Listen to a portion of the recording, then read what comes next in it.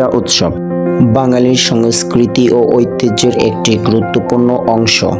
এ উৎসবে বিভিন্ন ধরনের ঐতিহ্যবাহী পিঠা তৈরি ও পরিবেশন করা হয়, যা শীতকালে বিশেষভাবে পালিত হয়। এটি শুধুমাত্র একটি খাদ্য উৎসব নয়, বরং এটি লোকজ সংস্কৃতি এবং পারস্পরিক সম্পর্ককে আরও দৃঢ় করে তোলে। পিঠা উৎসব সাধারণত শীতকালীন উৎসব, বিশেষ করে পৌষ সংক্রান্তি বা নবায়নের সময় আয়োজন করা হয়। এ সময় নতুন ধান থেকে তৈরি চালের গুঁড়ো, নারিকেল, গুড়, দুধ ইত্যাদি উপকরণ দিয়ে নানান ধরনের সুস্বাদু ও বাহারি পিঠা তৈরি করা হয়। শহর অঞ্চলে বিভিন্ন স্থানে পিঠা উৎসবের আয়োজন করা হয়, যেখানে নানা অঞ্চলের পিঠা প্রদর্শন ও বিক্রি করা হয়। তেমনি আমাদের অফিসে আয়োজন করা হয় পিঠা উৎসব। এই উৎসবে বিভিন্ন ডিপার্টমেন্টে এর আলাদা আলাদা করে স্টল থাকে। যারা স্টল বানানোর অনুমতি পায় তারা তাদের মনের মতো পিঠা বানিয়ে নিয়ে আসে। এই পিঠা উৎসব উপলক্ষে আমাদের এমডি স্যার উপস্থিত হয়ে আরও প্রাণবন্ত করে তোলে এই উৎসবকে। অফিসের একজন সহকর্মী এমডি স্যারকে নেচে আনন্দিত করে। এমডি স্যার এতই খুশি হয় যে ছেলেটার সাথে নিজেও নেচে বড় মনের পরিচয় দেন।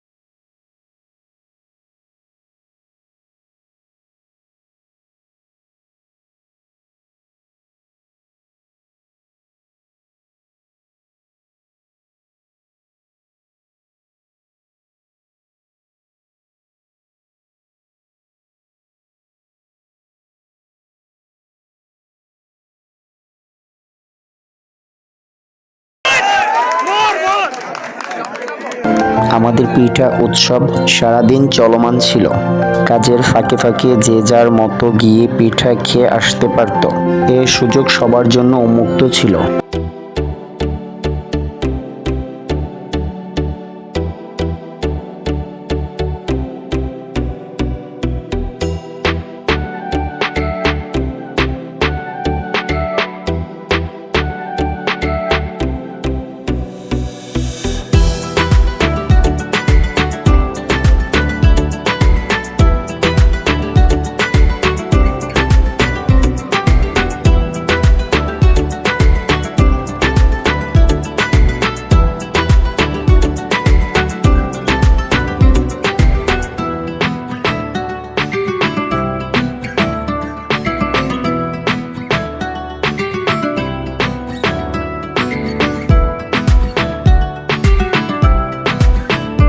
আমি মনে করি এমন সুন্দর সুন্দর আয়োজন সব অফিসে হোক, তাহলে কাজের সাথে সাথে মানসিক প্রশান্তিও ফিরে আসবে।